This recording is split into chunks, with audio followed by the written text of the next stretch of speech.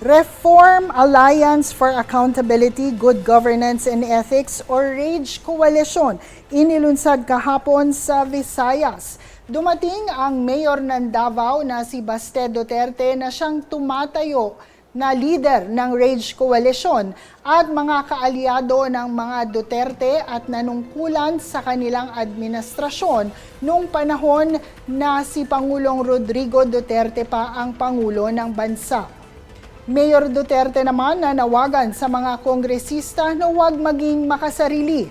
Anya, at dinagdag pa niya na suportahan si Vice President Sara Duterte sa 2028.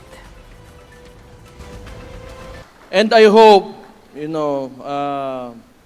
these congressmen and other local politicians would also take this stand.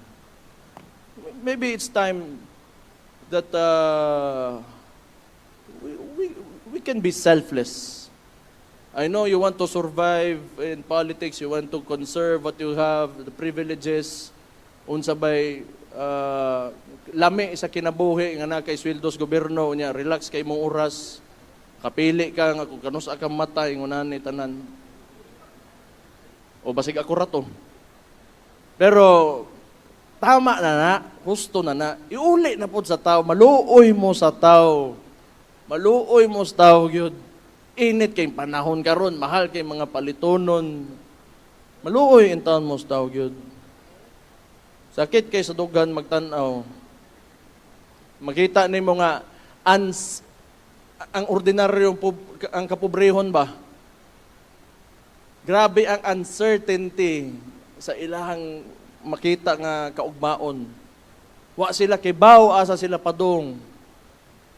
Daghan pa kitag infrastructure backlog. Tanawa, gihimong flood control, gibutang ra sa malita ang kwarta. Grabe. Ikampanya nato si Vice President Inday Sara Duterte karon 2028.